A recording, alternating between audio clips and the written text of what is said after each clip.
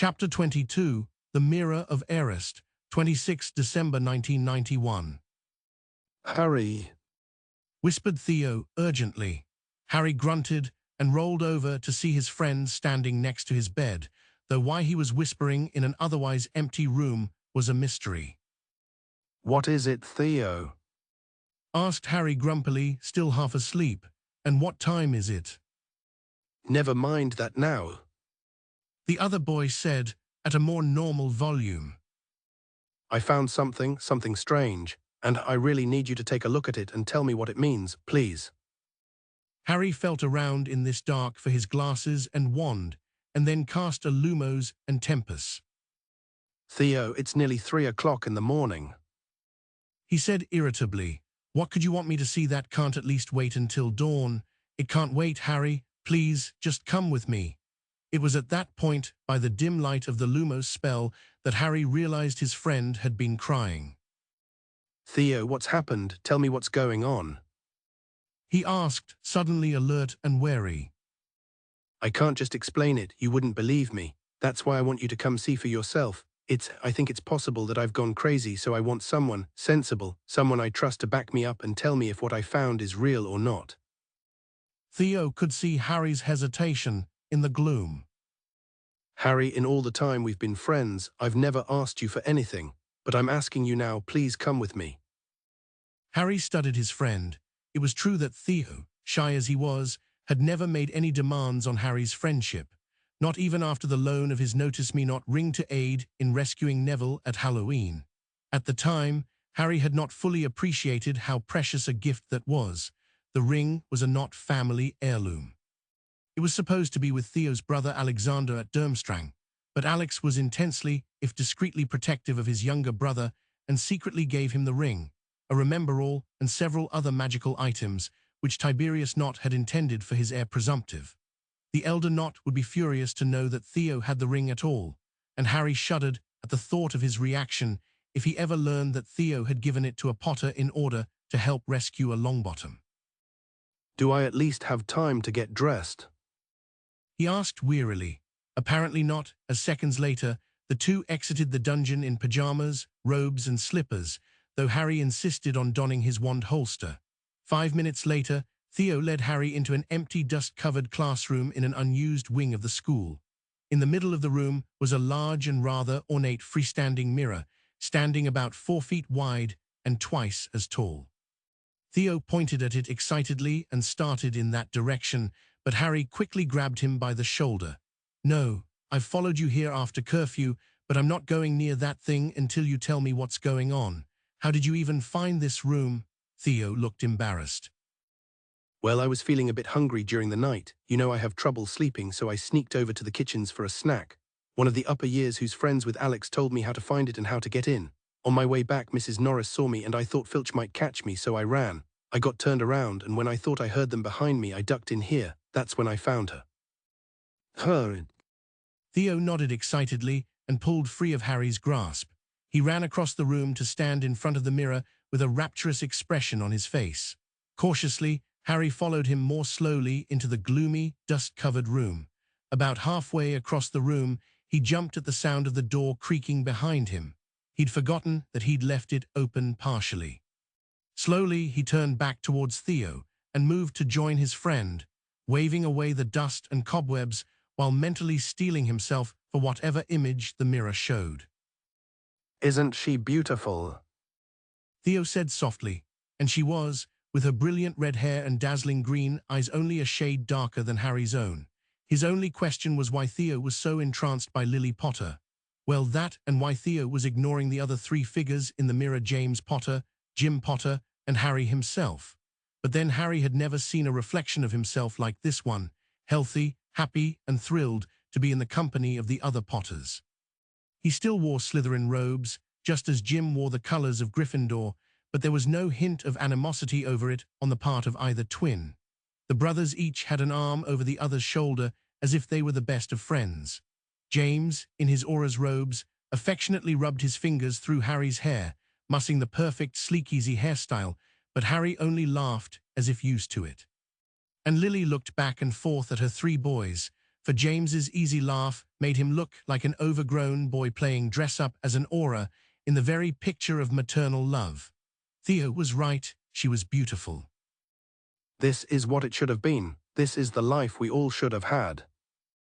Harry thought in wonderment. Then Theo spoke again, almost dreamily. So beautiful. Why did she have to die, Harry? Theo's words sliced through the train of Harry's thoughts like a jagged knife, and out of sheer reflex, Harry initiated the basic self-diagnostic techniques that had comprised the first lesson of his introductory occlumency training. Wait, what? Lily's still alive? So what is Theo talking about? Some other woman, of course. He sees someone else in the mirror, someone he loves as much as I love my family, so we see different things. I see that my family loves me, and he sees that someone he loves who died. But that means that what he's seeing isn't real. And if he is seeing something impossible, then what I see is impossible too. They look like they love me. Impossible. They look like they accept me. Impossible. I look like I love them. Impossible. It's all a lie. Nothing but impossible lies. With a low guttural cry like a wounded animal, Harry turned his face from the mirror and staggered a few steps away, dropping to his hands and knees as he fought the urge to vomit. And it hurt. It had been physically painful to rip himself out of the comforting fantasy that beckoned within the mirror. Even now that he knew it was a deception, he still wanted to go back and look at it again. From somewhere behind him, he thought he heard a movement, and in a flash, his wand was out panning the room. But there was nothing there, just his imagination playing tricks, the pounding of his heart making him jumpy. As he retracted his wand, he suddenly noticed that his hands were shaking, and from his side vantage point, he dared another look at the mirror. It seemed safe now. Well, safe to him, Theo had also fallen to his knees and was staring in awe at the image it held, tears streaming down his face even as he grinned in delight. Apparently, its powers only affected those who looked directly into it. Harry marveled at what sort of stupidity would lead to something as monstrous as this being placed in a school. Then he remembered what else had been placed in the school and understood. This was a trap, one meant for Voldemort himself, and some fool had left it in an unlocked room over the Christmas break. Harry shook his head. Then he thought back to what he'd felt when he looked into the mirror and let out a shuddering breath. He had nearly been ensnared by a trap intended for Voldemort. Would it have driven him mad, sucked out his soul, or merely left him inert and helpless until someone else came along? Almost certainly, he would never have broken free on his own if he hadn't begun a study of occlumency, and even then, he'd needed Theo to say something to trigger his primitive defenses. He thanked whatever gods wizards were supposed to worship that Theo himself had broken free long enough to come to him instead of staying here alone all night. Harry rose and edged around slowly, avoiding a direct reflection. At the top of the mirror, he noticed, was some lettering. It was an archaic script, but clearly English letters, though it didn't look like the English language, or indeed, any language Harry had ever encountered. ERSEDSTRAEHOUOYTUBCFIUOYTONWHSI. It said. Harry studied the words for a moment and then rolled his eyes. Wizards. He thought contemptuously. He hoped Voldemort didn't take the time to read the instruction manual someone had helpfully placed atop the mirror before looking within, or Dumbledore's little game would be all for nothing. So the mirror shows images of whatever one subconsciously wants to see the most, which in Theo's case is the image of a dead woman. Thought Harry, probably his mother who, according to Neville, died in a vaguely suspicious accident in 1985. Theo would have been 4 or 5. Harry focused on whatever was going on in Theo's bewitched head, brutally pushing aside for the moment any thoughts on what he himself had seen within the mirror. He wasn't big on self-reflection at the best of times, and with Theo ensnared, this was certainly not the best of times. Theo, why did you bring me here? He asked mildly. You're so much cleverer than me. I could see her, but I can't get her to speak. I knew if I showed her to you, you could find a way to let her communicate, and she could tell everyone the truth about how she died. Then she could be at peace. We both could.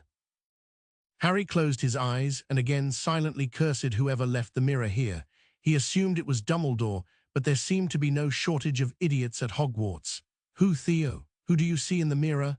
It's my mother, he confirmed without taking his eyes from the mirror. Can't you see her? No, Theo, the mirror shows something different to whoever looks into it. Tell me about her. What does she look like? Like I said, beautiful. Her eyes are ice blue and her hair is the color of fresh straw. And she loves me even though, Theo's eyes blinked rapidly. Harry took a step towards him and readied himself, careful to avoid looking into the mirror himself. Even though, what? Harry asked gently. Theo's mouth began to crinkle.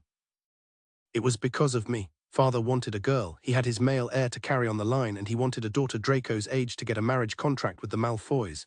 He made Mother take an illegal potion to increase the chances of a female child, but it didn't work and it made her sick and I almost died as a baby. I was sickly for years, another reason for him to hate me, and when I was 3 he made her try again. That baby was stillborn, and after that she couldn't have any more children. Theo's eyes started to blink rapidly as Harry tensed. He was angry all the time after that, at her, at both of us. Drunk a lot too, he would say, what's the point of a wife who can't even breed properly? And that if only they'd found out earlier that I'd been a mistake, she could have aborted me and started over earlier.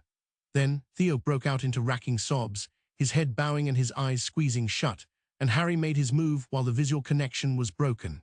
He darted forward to Theo, twisted the boy around by the shoulders to turn him away from the mirror, and placed his hands on either side of the boy's head so he couldn't turn back in its direction. Then he leaned forward until the two boys were touching foreheads.